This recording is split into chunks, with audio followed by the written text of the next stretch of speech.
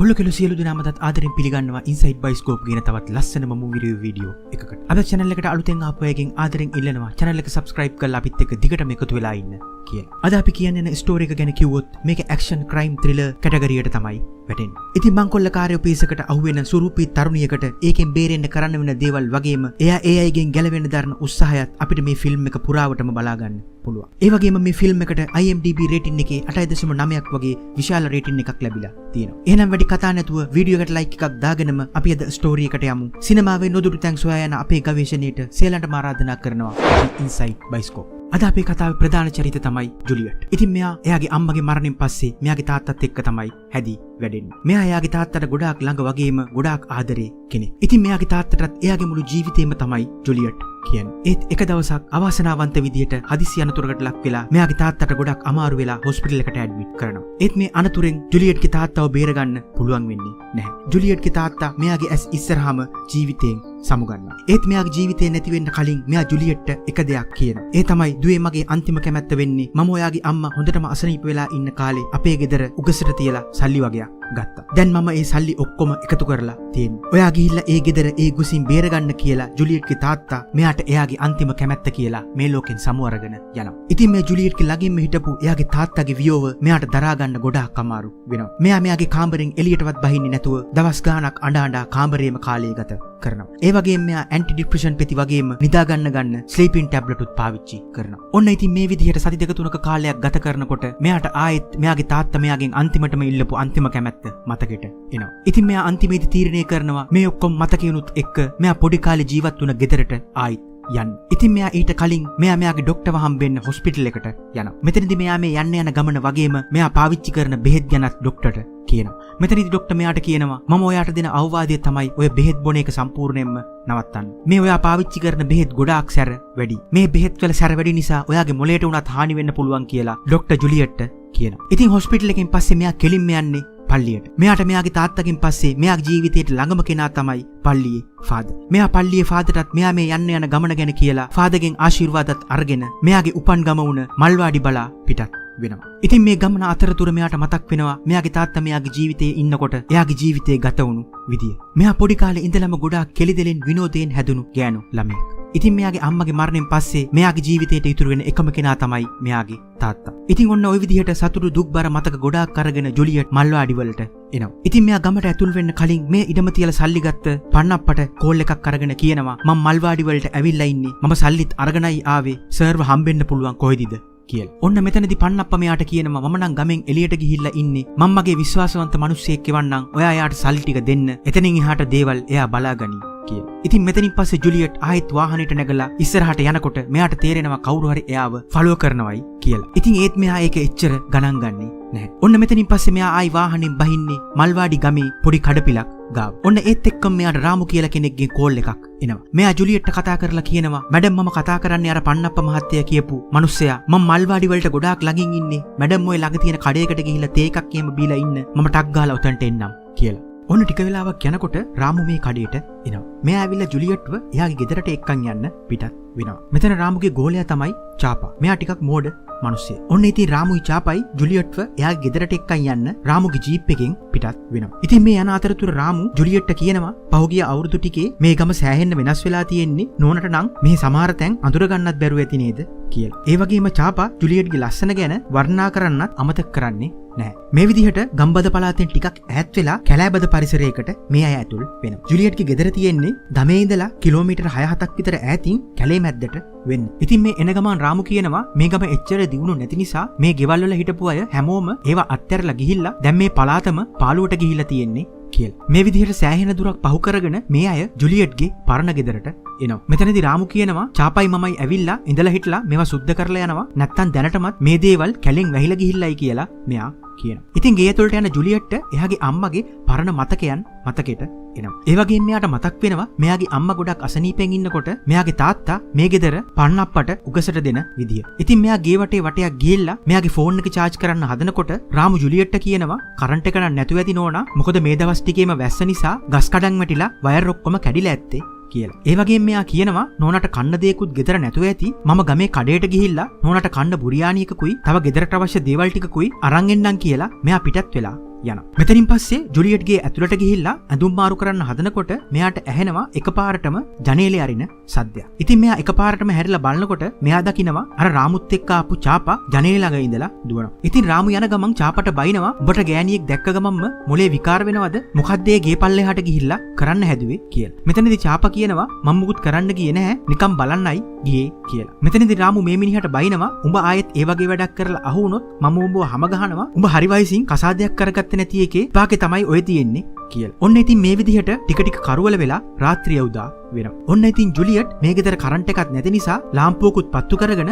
පොතක් කියවන්න පටන් ගන්නවා. ඒත් එක්කම රාමු ජුලියට්ගේ කෑම එකත් අරගෙන ආයෙත් ගෙදරට එනවා. මෙතනදී රාමු ජුලියට්ට කෑම එක දීලා එහෙනම් ඕන පරිස්සමෙන් ඉන්න අපි උදේට ආයි එන්නම් කියලා පිටත් වෙලා යනවා. ඒත් ජීප් එක ළඟට යන චාපා එයාට මුත්‍රා කරන්න ඕනයි කියලා ආයිත් මේ ගේ පල්ලෙහාට යනවා. ඉතින් චාපාගේ උවමනාව තියෙන්නේ මුත්‍රා කරන්න නෙමෙයි ජනේලෙන් ජුලියට් දිහා බලන්න. ඒත් මෙයා ජනේලෙන් බලනවත් එක්කම රාමු කෑ ගහනවා මුත්‍රා කරනවා කියලා මොකද්ද කරන්නේ ඉක්මනට එනවයි කියලා. මේ සද්දෙට ජුලියට් ජනේලෙ දිහා බලනකොට මෙයා ආයෙත් දකිනවා චාපා ජනේලෙ ගාව ඉඳලා දුවනවා. ඔන්න ඉතින් ජුලියට් කරන්නේ කෝකටත් හොඳ නිසා මෙයා අරන් ආපු සල්ලි ටික වෙන තැනක හංගනවා. මෙතනින් පස්සේ ආයෙත් පොත කියවන්න යන ජුලියට්ට පුටුව උඩම නිින්ද යනවා. ඒ වගේම මෙයාට හීනෙන් පේනවා චාපා ඇවිල්ලා එයාට කරදර කරන්න හදනවා.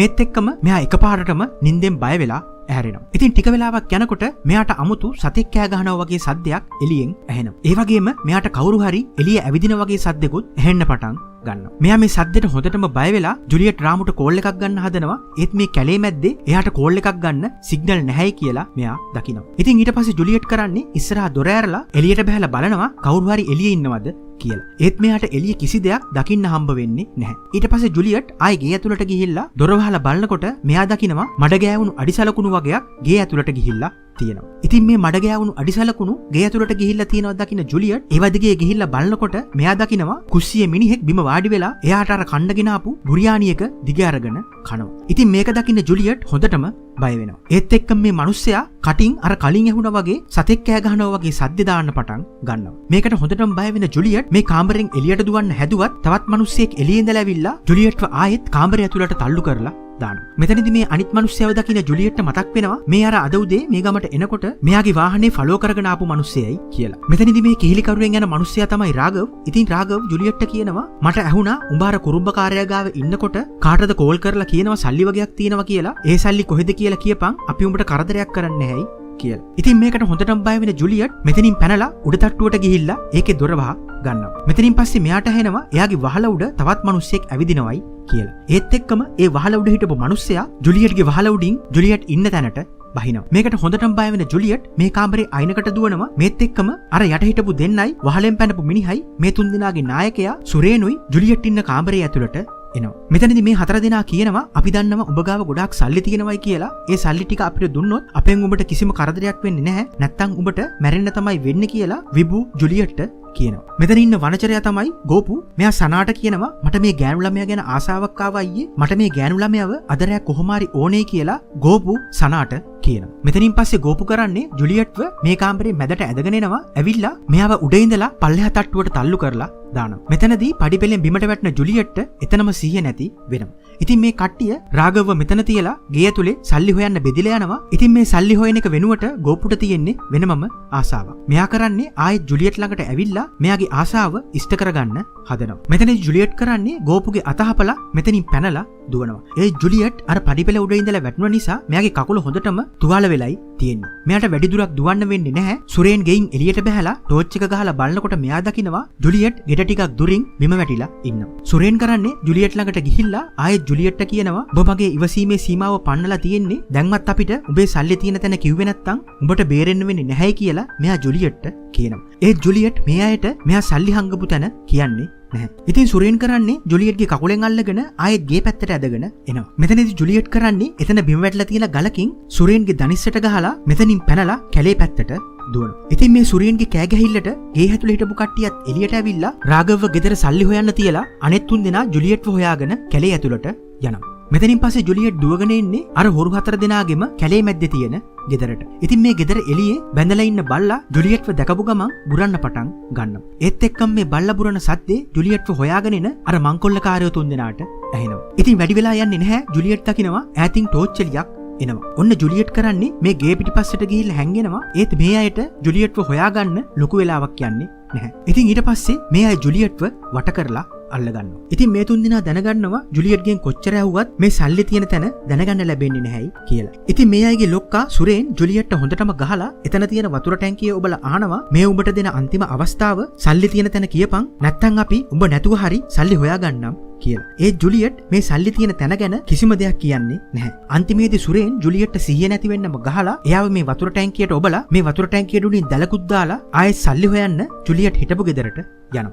ඉතින් මේ අය ආයෙත් ජුලියට්ගේ ගෙදරට ඇවිල්ලා මේ ගෙයි හැමතැනම අර සල්ලි හොයන්න පටන් ගන්නවා. ඔන්න ඉතින් සල්ලි හොයන අතරතුර ගෝපුට ජුලියට්ගේ ඇඳුම් බෑග් එක හම්බ වෙනවා. ඉතින් මෙයා මේ ඇඳුම් බෑග් එක බිමට හලලා ඇතුළ බලනකොට මෙයාට මේ බෑග් එක ඇතුලේ තිබිලා ජුලියට්ගේ යට ඇඳුම් වගේක් හම්බ වෙනවා. ඔන්න මේ යට ඇඳුම් දකින්න ගෝපුට එයාගේ ආසාව තවත් වැඩි වෙනවා. මෙයා සනාගාවට ගිහිල්ලා මෙයා සනාගෙන් අහනවා මම ආයෙත් ගිහිල්ලා අර ගෑනු ළමයාව බලලා එන්නද කියලා. මෙතනදී සනා ගෝපුට කියනවා ඒ ගුටි කාපු විදිහට ඒකේ දැන් මැරිලත් ඇති මැරිච්ච උන් එක්ක ඔබට ඉන්න පුළුවන්ද කියලා. ඉතින් වනචරකම් මේ උපරිමටම ගිහිල්ලා ඉන්න මේ ගෝපු සනාට කියනවා එයා මැරිලා වුණාට කමක් නැහැ මට එයාව ඕනයි කියලා. ඉතින් මේ ගෝපුගේ වදේ ඉවස ගන්න බැරි තැන සනා ගෝපුට කියනවා ඔබට ඕන දෙයක් කරගනින් කියලා. ඔන්න ගෝපු ආයෙත් ජුලියට් වාර දාපු වතුර ටැංකිය ගාවට දුවගෙන එනවා. ඔන්න මැරුණයි කියලා හිතුවට සිහිය නැති වෙලා ඉන්න ජුලියට්ට පේනවා එයා ගඟේ නානකොට එයා වතුරට ගිලිලා මැරෙන්න යනකොට එයාගේ තාත්තා එයාව බේරගත්ත විදිය. ඒ වගේම එයාට මතක් වෙනවා ඉස්කෝලේ යන කාලේ එයා යන වාහනේ මිනිහෙක් එයාව අනවශ්‍ය විදියට ඇල්ලුවම එයාගේ තාත්තා ඒ මිනිහව හොයාගෙන ගිහිල්ලා ඒ මිනිහට හොඳටම ගහපු විදිය. ඒ වගේම මේ වගේ දෙයක් ආයි නොවෙන්න එයාගේ තාත්තා එයාව සටන් කලාව පුරුදු කරන පන්ති වලට යවලා එයාව ශක්තිමත් කරපු විදිය. ඉතින් මේ ඔක්කොම මතකයන් එක්ක මෙයාට මේ දේවල් වලින් බේරෙන්න ශක්තිය ලැබෙනවා. ඒ වගේම මෙයාට ආයෙත් සිහිය එනවා. ඉතින් ජුලියට් කරන්නේ මේ වතුර ටැංකිය උඩට දාලා තියෙන දැල අතින් තල්ලු කරලා මේ වතුර ටැංකියෙන් එළියට එනවා. ඒ අතර ගෝපුත් එයාගේ ආශාව ඉෂ්ට කරගන්න සනා ඉන්න පැත්තට දුවගෙන එනවා. ඉතින් ගෝපු ජුලියට් ළඟට ඇවිල්ලා කියනවා ඔයා වගේ කෙනෙක් එක්ක ඉන්න මට කවදාවත් ලැබෙන්නේ නැහැ. මන් දන්නවා ඔයා මාත් එක්ක කවදාවත් කැමැත්තෙන් නම් ඉන්නේ නැහැයි කියලා. ඒක නිසා මට ඔයත් එක්ක බලෙන් හරි ඉන්න වෙනවයි කියලා ගෝපු කලිසමත් ගලවගෙන ජුලියට්ගේ ඉස්සරහට එනවා. ඉතින් මට පිට බලන ජුලියට් දකින්නේ එයාගේ එහා පැත්තේ වැටලා තියෙන කැඩුණු බෝතලයක්. ඉතින් මෙයා මේ බෝතලේ අරගෙන කලිසමත් ගලවගෙන මෙයාගේ ඉස්සරහට එන ගෝපුගේ ලිංගින්ද්‍රය කපලා දානවා. ඉතින් මේ ගෝපුගේ වේදනාවේ කෑ ගැහිල්ල ජුලියට්ගේ ගෙදරටත් ඇහෙනවා. ඉතින් මේ සද්දෙට සුරේන් සනාට කියනවා ගිහිල්ලා බලනවා අර යකාට සතෙක්වත් ගහලාද දන්නේ කෑ ගහන්නේ කියලා. ඔන්න මේ කෑග ගහ ඉන්න ගෝපු ළඟට එන ජුලියට් ගෝපුට කියනවා ගෑනු ඉන්නේ උඹලගේ විනෝදයට පාවිච්චි කරන්න කියලාද උඹ හිතාගෙන හිටියේ? උඹලා වගේ උන්ට තවත් ජීවත් වෙන්න අයිතියක් නැහැයි කියලා ජුලියට් ගෝපුගේ බෙල්ල කපලා මරලා දානවා. ඔන්න මේ ගෝපුගේ සද්දෙත් එක්ක මෙතනට දුවගෙන එන සනා දකිනවා ගෝපුව මරලා දාලා තියෙනවා. ඉතින් මෙයා ආයෙත් ජුලියට්ව හොයාගෙන කැලේ ඇතුළට යනවා. මෙයා කැලේ ඇතුළට ගිහිල්ලා කෑ ගහනවා උඹ මගේ යාළුවව මරලා හොඳ දෙයක් නෙමෙයි කරගත්තේ. උඹ කොහේ හැංගිලා හිටියත් මම උඹව මරනවයි කියලා සනා කෑ ගහලා කියනවා. මෙතනින් පස්සේ තව කැලේ ඇතුළට යන සනාට ජුලියට්ව හම්බ වෙනවා. ඒත් මේ දෙන්නගේ සටනින් සනාට නම් වාසියක් ලැබෙන්නේ නැහැ. ජුලියට් එයාගේ සටන් පන්ති වලට ගිහිල්ලා ඉගෙන ගත්ත සටන් කලාව ප්‍රයෝජනයට අරගෙන එතන බිම් වැටලා තියෙන පොල්ලකින් සනාගේ බෙල්ලට ඇනලා මරලා දානවා. ඉතින් සනාව මැරුවට පස්සේ ජුලියට් කෙලින්ම යන්නේ එයාගේ ගෙදරට. ඉතින් මෙයා හැංගිලා බලාගෙන ඉන්නවා සුරේනුයි මේ නොන්ඩි මිනිහයි එළියට යනකම්. මේ දෙන්න එළියට යනකම් ඉඳලා ජුලියට් හිමීට ගේ ඇතුළට එනවා.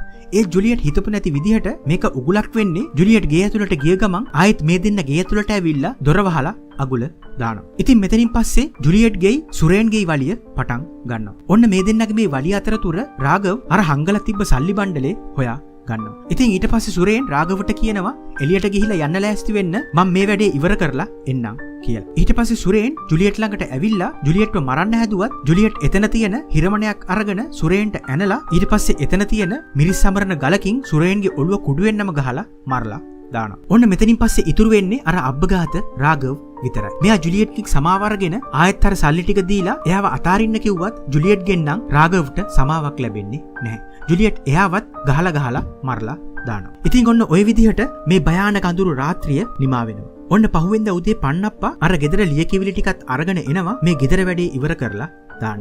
එතනදී ජුලියට්ගේ මූණේ හැමතැනම තුවාල වෙලා වගේ තියෙනවා දකින්න පන්නප්පා මෙයාගෙන් අහනවා නෝනාට මොකද්ද වුනේ කියලා. ඉතින් මෙතනදී ජුලියට් කියනවා ඊයේ රෑ හොඳටම වැස්ස නිසා ඊයේ රෑ මාව ලිස්සලා වැටුණයි කියලා. ඉතින් මේ ඉඩමේ වැඩ කටයුතු ඉවර කරලා පන්නප්පා රාමුට කතා කරලා කියනවා මැඩම්ගේ ගෙදරට ඇවිල්ලා මැඩම්ව ආයෙත් මල්වාඩි වලට ඇරලවන්න කියලා. මෙතනදී ජුලියට්ගේ ගෙදරට එන රාමුවයි චාපවයි දකින්න ජුලියට් චාපට කියනවා පොඩ්ඩක් ගේ ඇතුළට එන්න කියලා. ඉතින් චාපගේ හිතේ තිබ්බ ආසාව අද ඉෂ්ට වෙයි කියලා හිතාගෙන ගේ ඇතුළට යන චාපට හම්බ වෙන්නේ ජුලියට්ගෙන් හොඳ කණේ පාරක් තමයි. මෙතනින් පස්සේ ජුලියට් මෙයාගේ බඩු මුට්ටුත් අරගෙන මේ ගමෙන් පිට වෙලා යනවා.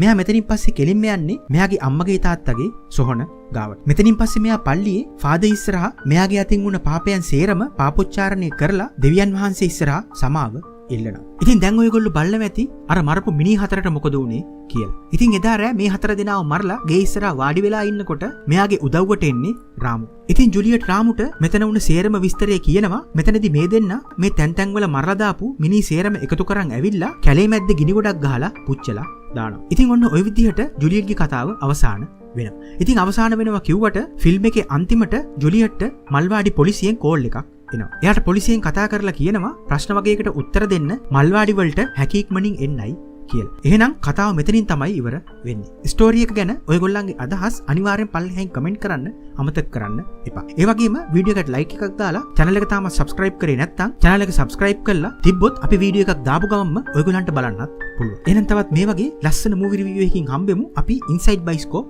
ඔයගොල්ලන්ට ජය.